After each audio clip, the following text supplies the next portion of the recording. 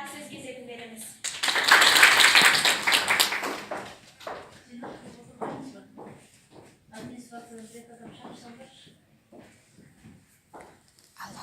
Құрметті қонақтар, бұл іс-шара жаңа ғана сырттай айттым.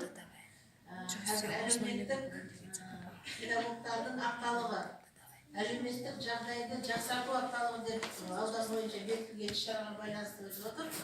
Біз ойлана келе жалғыз оқушыларымызды ғана емес, өзімізге көмек көрсетіп, өздерінің қалауымен, мен мысалға осындай көмек көрсетіңіздер деп ешкімге хат жазған емеспін. Бірақ өздерінің ұстаздарымен әлеуметтік педагог Мырзалиева Сейіткүл апайдың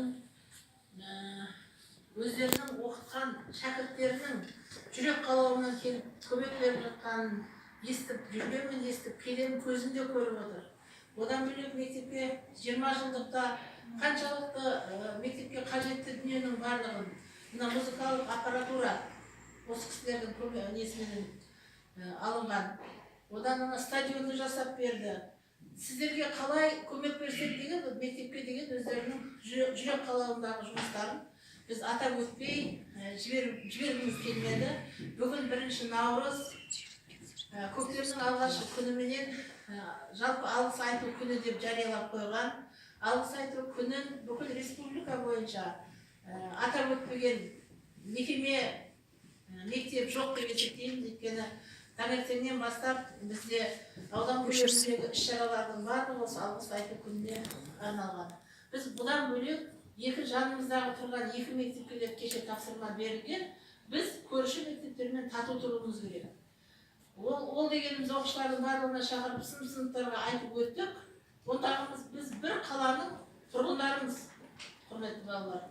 Біз бір-бірімізбенен Тұран мектебі, Көркем мектебімен немесе Уәлихан мектебімен айтысуға, олардың көңілін қалдыруға, төбелесуге ешқандай құқығымыз жоқ. Біз бір қаланың тұрғындары болып есептелетіндіктен екі көрші мектепке мәнерлеп оқудың жаңағы байқаудың жүлдегерлерін қолдарына бір-бір жақсы сыйлығыменен беріп, көршілік орнымызды айқындау жөніндегі іс-шараны сол жақтан бастадық. Одан кейінгі бүгінгі мақсатымыз жалпы қазір қамқоршылық кеңес деген өте үлкен мектептің өмірінде өзінің орны бар бір кеңес болып отыр. Ондағысы мектептің жалпы тыныс-тіршілігін мемлекетпен қатар қамқоршылық кеңес.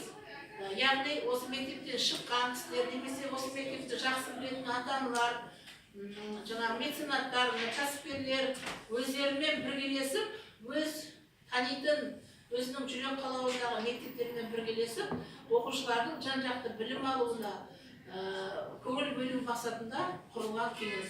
Сондықтан қамқоршылық кеңестің төрағасы ретінде біз Тұрар ағайды шақырып отырмыз құрметпенен. Мұхит, бізде осы кеңестің мүшесі, Мұхитпенен кім Асқар, Серік біздің мектептің жаңағы көмек беруші қайырымды жандарының ішінде отырған құрметті қонағымыз. Сондықтан біз осы іс-шараны тек қана сіздердің біздерге істеген еңбектеріңізге алғыс айту үшін шақырып отырмыз. Сондықтан сіздердің бізге жасаған, оқушыларымызға жасап жатқан барлық ізгілік істеріңізге мың алғысымызды айта отырып, өздеріңізге денсаулық тілейміз, кәсіптеріңізге береке тілейміз, отбасыларыңызға амандық тілейміз.